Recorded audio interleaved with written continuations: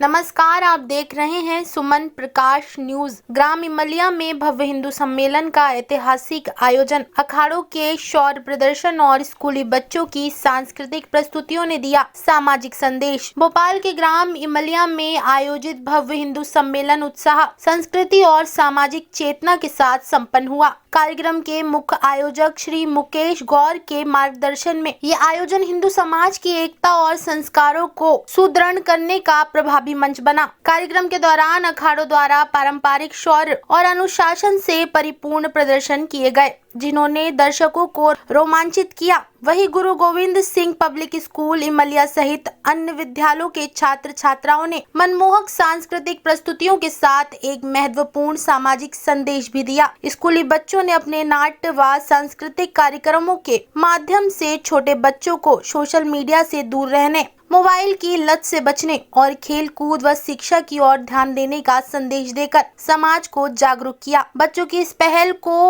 उपस्थित जनों ने खूब सराहा। कार्यक्रम के समापन अवसर पर सभी कलाकारों एवं प्रतिभागी विद्यार्थियों को मेमेंटो प्रदान कर सम्मानित किया गया। बड़ी संख्या में ग्रामवासी, सामाजिक कार्यकर्ता एवं श्रद्धालु जन उपस्थित रहे। सम्मेलन ने संस्कृति, संस्कार और सामाजिक जिम्मेदारी का सशक्त संदेश दिया। मुकेश जी, आज भव्य हिंदू सम्मेलन का आयोजन किया गया, तो इसका क्या मुख्य उद्देश्य था इसका आयोजन का? देखिए, ये हिंदू सम्मेलन का मुख्य उद्देश्य यही था कि सकल हिंदू समाज को एकत्रित करने का उद्देश्य है। जो हिंदू समाज जो विभिन्न वर्गों में बट रही है, उसको इस हिंदू सम्मेलन के माध्यम से एकत्रित करने का उद्देश्य रहा। आज लगभग यहाँ पर कितने क्षेत्र के यहाँ से रहवासी उपस्थित हुए? ये मालीखेड़ी बस्ती में 4 ग्राम आते हैं, मालीखेड़ी, इमलिया, सेमरा, घाटखेड़ी। इन 4 ही बस्तियों से लगभग 5 से 6 हज़ार लोगों की भीड़ यहाँ एकत्रित हुई। आज इस कार्यक्रम के दौरान विभिन्न आयोजन भी देखे गए हिंदू संस्कृति को लेकर, उसके लिए क्या कहना चाहिए? आज जो कई स्कूलों से यहाँ विभिन्न कार्यक्रम किए गए, जिससे हिंदू को जागृत करने के लिए कुछ लोगों ने उद्बोधन देके हिंदुओं को जागृत करने के लिए यहाँ पे। दादा, आज कहीं ना कहीं आप ग्राम में वरिष्ठ भी हैं और आज देखा गया इस आयोजन के माध्यम से जो अखाड़ा होता है कहीं ना कहीं लुप्त होते जा रहा है, आज उसको महत्वपूर्ण दर्शाया गया, उसके लिए क्या कहना चाहेंगे? बहुत बढ़िया कार्यक्रम था अखाड़े का और अच्छा प्रदर्शन किया उन लोगों ने। आज इस आयोजन के माध्यम से कई संदेश हिंदू जागृति को दिए देखे गए उस कार्यक्रम में।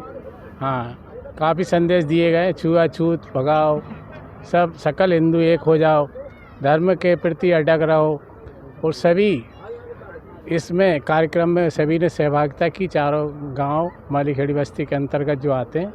लगभग इस आयोजन के लिए सफल बनाने के लिए कितना समय लगा आपको? कम से कम 10-12 दिन तो लग गए हैं।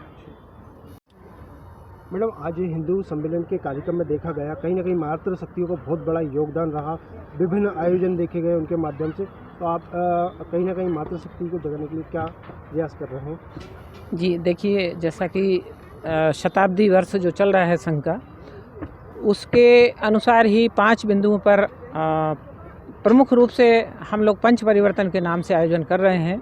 और विधर्मियों ने जो आतंक मचा रखा है पिछले कई शताब्दियों से, उसको दूर करने के लिए हमें कम से कम हिंदुओं को एकजुट करना होगा। और हमें जाति, पंथ, धर्म में बांट कर रखा है, इसलिए हमें हिंदू सम्मेलनों की, आयोजनों की ज़रूरत है कि हम आगे अपने हिंदुओं को संगठित कर पाएँ और भारतीय संस्कृति को अक्षुण्ण बनाते हुए ये एक विश्व गुरु की तरफ हमारा भारत चले।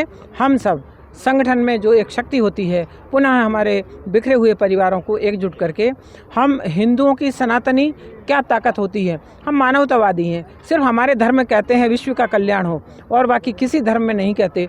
तो हम विश्व का कल्याण तो चाहते ही हैं, लेकिन मानवतावादी हैं चूँकि, तो मानवतावादियों को आज एकजुट होने की ज़रूरत है। और उसमें कहते हैं कि व्रत नेम पूजन और संयम चाहे हो फिर साधना, जब कर्म हो प्रधान तो सार्थक रहे आराधना।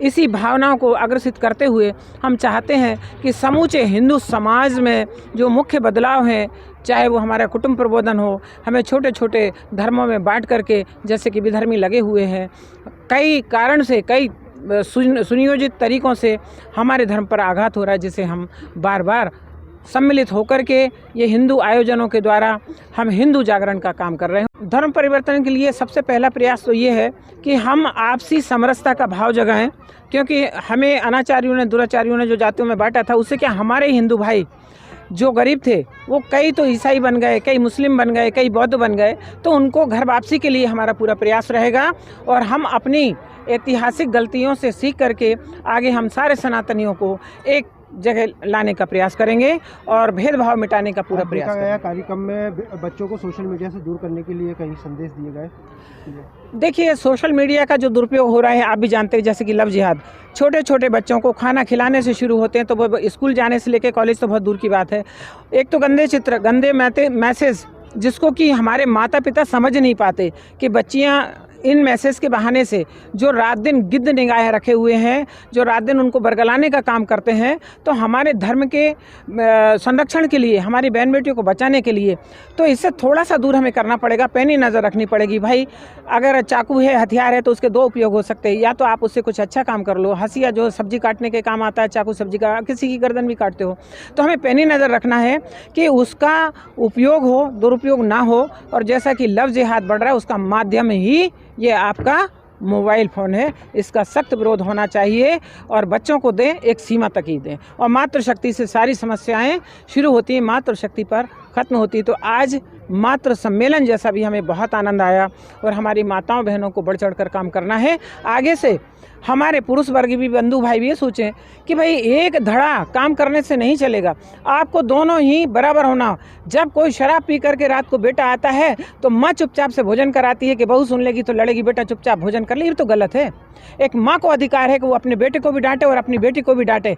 और जो रीढ़ की हड्डी होती है परिवार में, मातृशक्ति, माँ की क्षमता सबसे बड़ी होती है, तो उस चीज़ का इनको भान कराना, इनको जागरूक करना, हमारी माताओं बहनों को जब से शिक्षण में और दूसरी चीज़ों में लगा दिया है, तो वो उनकी क्या जिम्मेदारी होती है, भूल सी जा रही हैं। क्योंकि मातृशक्ति ही वो शक्ति है जो पूरे सनातन धर्म को पुनः प्रतिष्ठित कर सकती है, यदि हमारे कुटुंब प्रबोधन की तरफ